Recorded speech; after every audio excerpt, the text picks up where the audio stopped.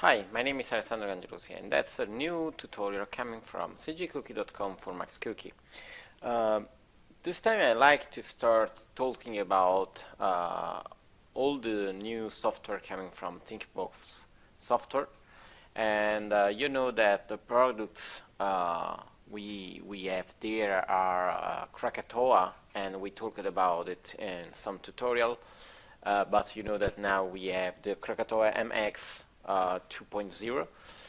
Then we have the deadline rendering management for the network rendering, and we have EC Xmesh for the caching of the geometry, and we have Frost, that's a particle mesher. Today I'd like to introduce Frost because I had the possibility to work on a client studio where we have the Frost license. So you can follow my tutorial downloading the Frost from the ThinkBox software website, and then you can use the demo mode. To download Frost, you have to go there inside the Frost web page, and then you see that there you have the download page for Frost. You have to press there, and you have the possibility to download the latest version. We can follow it, and you see that there you have the last version. Okay, using the demo will give you less feature. The most important are that you will be not able to see the geometry generated by Frost during the rendering, and you'll be not able to see in viewport the shaded version of the Frost mesh, and you will be not able to display materials and maps, obviously, because you can see the mesh. And another thing is that you cannot add modifiers to the geometry generated by Frost. But you'll be able to check how it works and what we can do with it. So I say that Frost is a particle mesher, and I mean that give us the possibility to use some ways to create mesh starting from using the data from the particle system. An example can be, for example, when we use RealFlow, we have the mesh generated and the simulation, and then we have to create the mesh. And that's the way Frost will work. So we have a simulation done using the particle system, or maybe data is coming from other fluid simulator, for example, RealFlow. And then we have the possibility to use Frost to create the mesh. And so we'll be able to have solid version of the particle system, or for example, to create also fluids. And everything will be done there inside 3ds Max. And Frost will be really powerful, and it will be really fast, and the mesh will have a really good quality. So let's see just an introduction, and then we'll start in the future to create a series of tutorials to see how to play with Frost, for example, using the data coming from RealFlow or something like that. The first thing I like to do is to see what we can do with Frost, and we can, for example, let's create a cylinder, because we are able to use Frost to create also mesh, fluid mesh, using a solid mesh. And then we create a particle system. Let's rotate this particle system by 90 degree, by 180 degree. And let's go at full screen. Let's see what we have. We have particles going away in this way. Okay, let's start working on the particle system. I need more space. Okay, let's say that the particles will come out from the pivot point. So you see just a point. And then we say that the speed can be less, with a little bit of variation. And let's say that we have a little bit of divergence. and then let's use the lines. You see that the speed is still to match.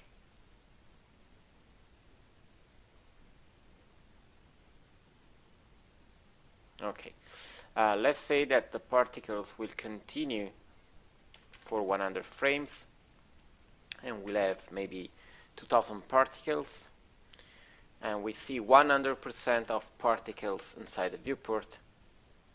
Okay, then I like to start adding some forces, and we can start with gravity.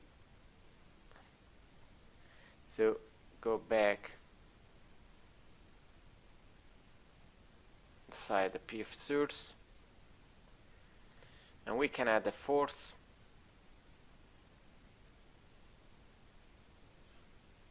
Let's remove the rotation. Okay, add by list, and we add the gravity, and let's see what happens.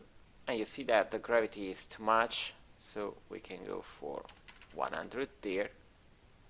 So that's what we have. So now I like to have more speed, to have higher water there.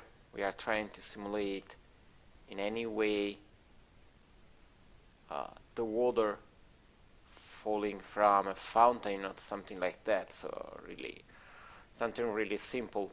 So we have, you see, something like that. And then I like also to have a def event. So let's use the delete.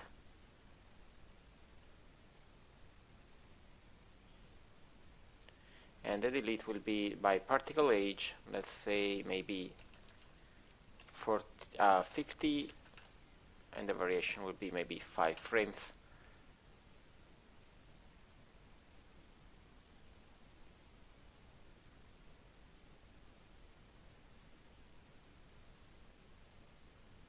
Okay, I'm adjusting the life, you see. Okay, so we have no particles going down more than we like.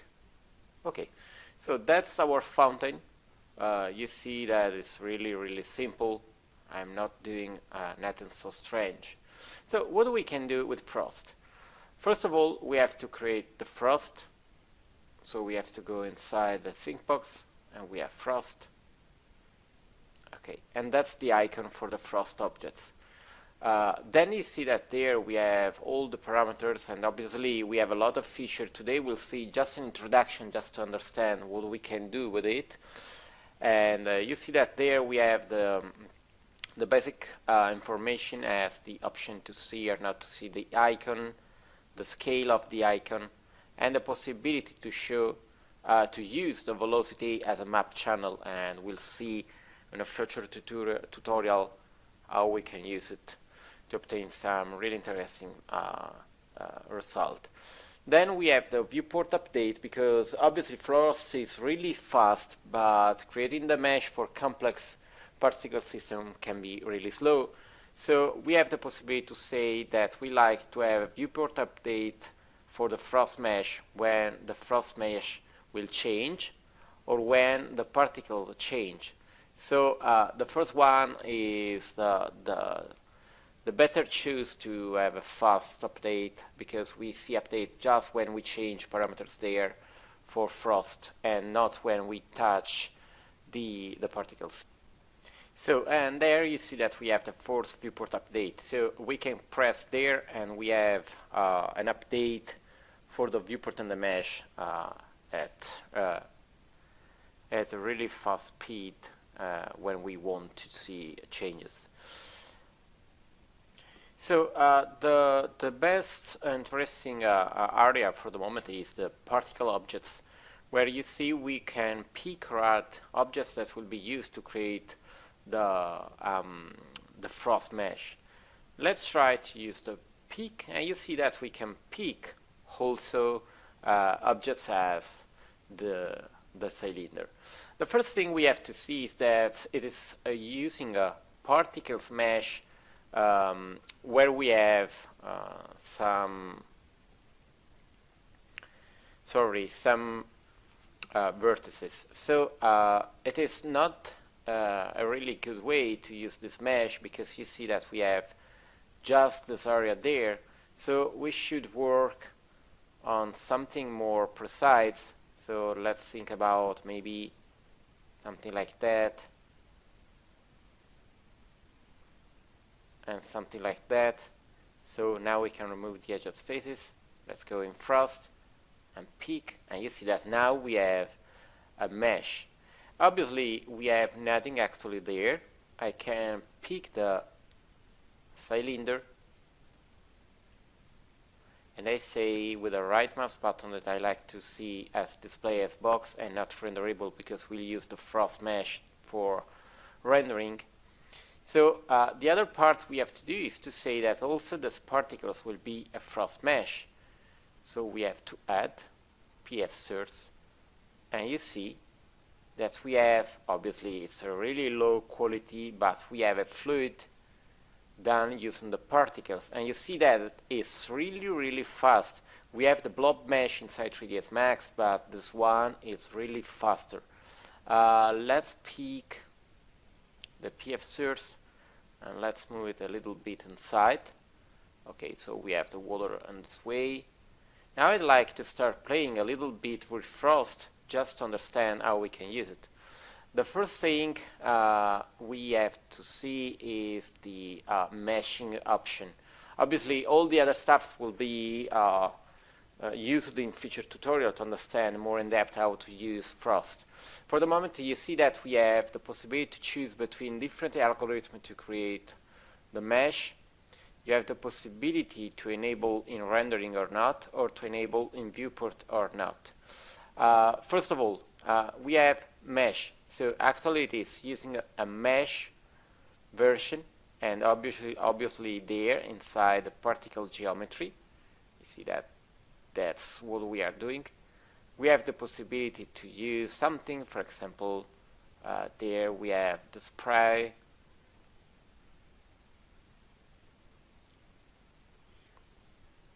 a sprite, the tetrahedron, the box, the sphere, and the custom geometry.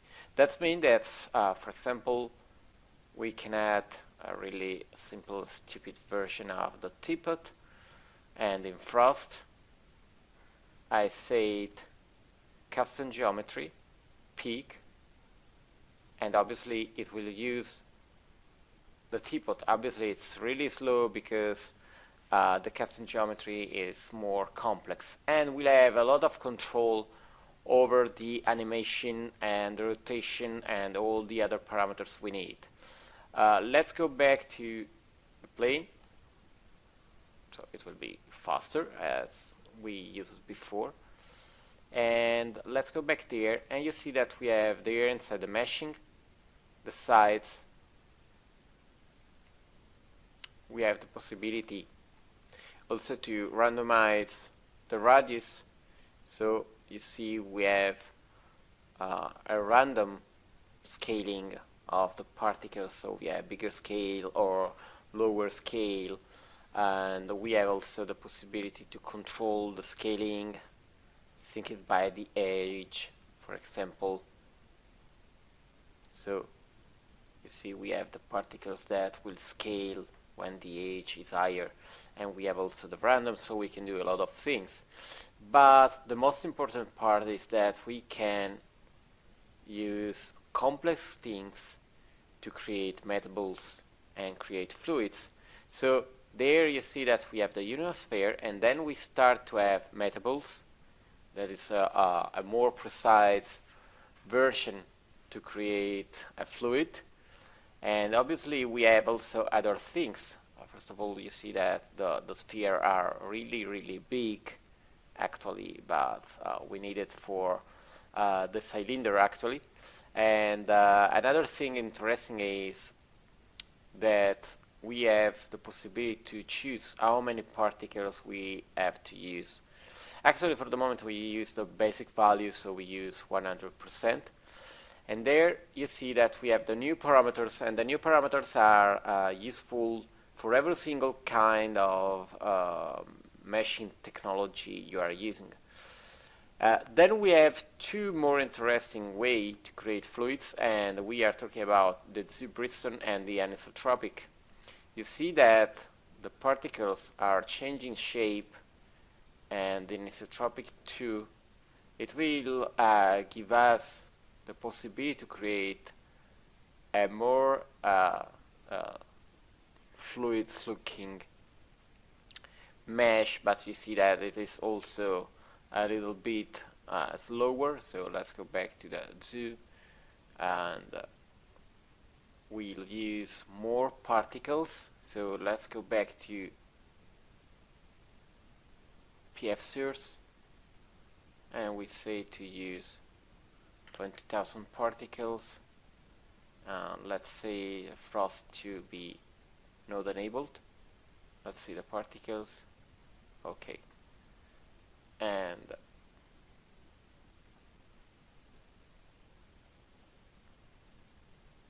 I like to check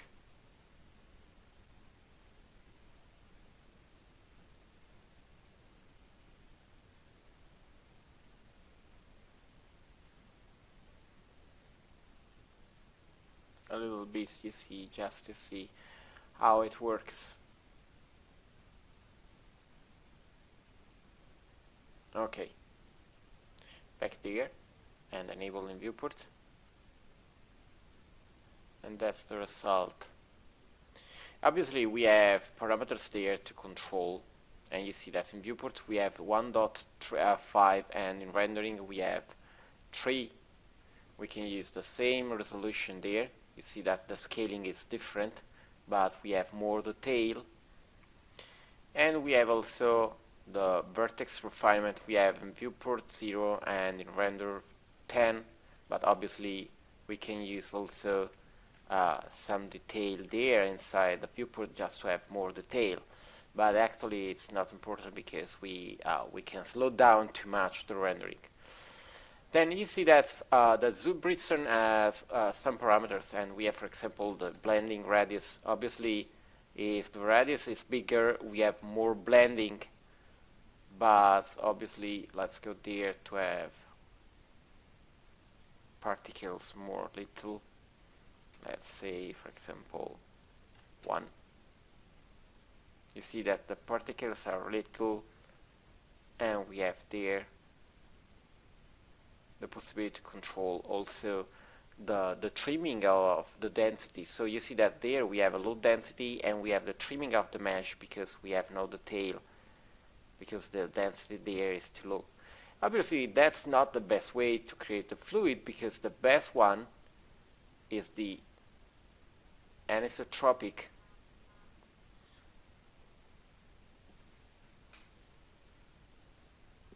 So it will be slower. I'd like to see no particles there, so let's select the particle flow source, and we say display none.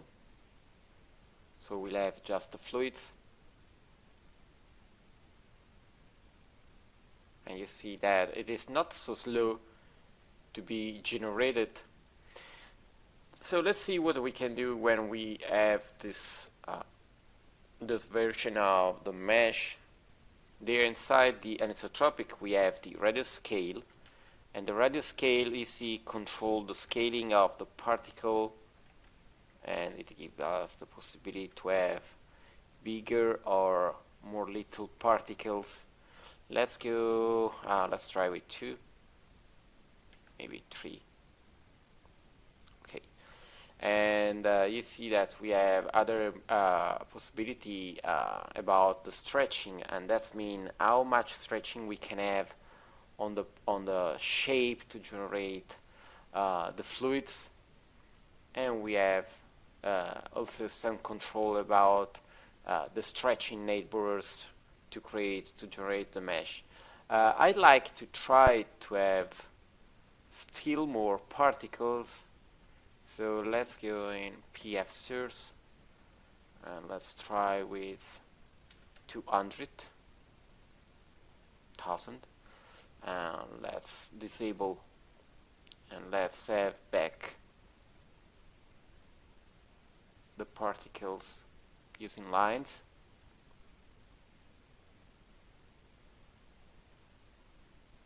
We can have a little bit less divergence at the beginning. Let's say maybe 6.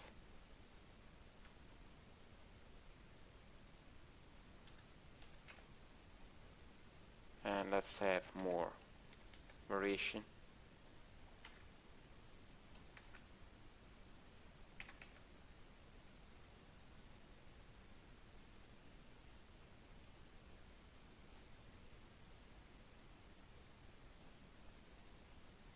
Okay. Let's see what happened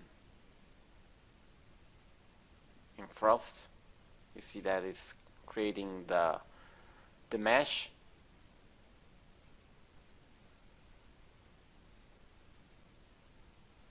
Sometimes it takes time because the particles are a lot. It obviously takes time to generate the mesh.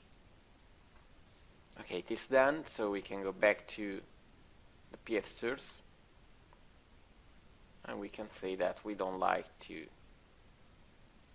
see the particles. And you see that the mesh is better. Obviously there we have less detail because the particles are too little. But we can do a test changing the, let's pick there, disabled. And let's pick the particle system. And we can move it there. And there. And let's check. Okay, it is still working. Okay. And we have to say to the particle system to be visible.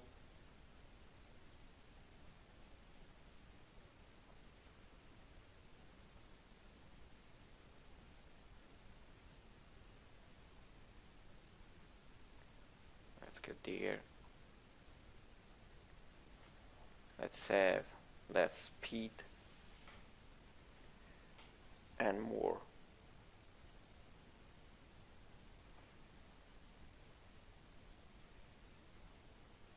divergence.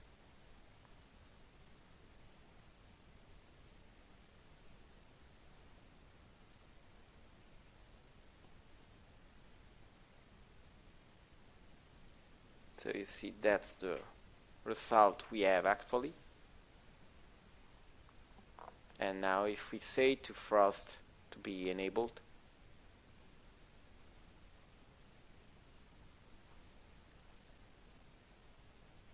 let's say to the particle system to be not visible. Okay, so you see that we have the mesh there. Obviously the mesh can be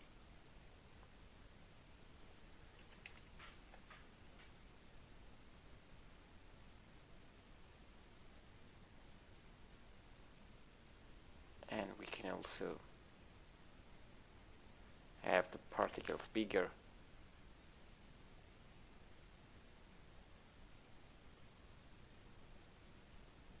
But you see that in this case we see less information. So we have to tune the parameters in the anisotropic area. And you know that you have always the possibility to go back to the other way that in this case seems faster to be simulated. And you see that we have some kind of fluid. The quality is not so high, but it gives us the possibility to create a fluid mesh. And let's go there. Let's see if we have 2 for the blend radius. We have a lot, you see, of detail, so let's go back to 3. Let's see if we play a little bit with the 3 sols there. Obviously the mesh on this area is not so good, so we are losing detail. And you know that's the strength to cut the mesh where we have the low density. Let's see with an higher level. I'm more interested in this area, not so much in this area. So you see that we have the possibility to control. And this one is really, really fast to be simulated. Okay, so this was just an introduction to understand that we can use Frost to create complex geometry using particles and mesh and something that is really, really better than the blob mesh, and that can give us the same flexibility as the, for example, meshing inside RealFlow, but with more option and with the possibility to have it there directly in 3ds Max. So for the moment that's all, and I hope to see you back on Max Cookie to check for new tutorial coming from cgcookie.com. Bye.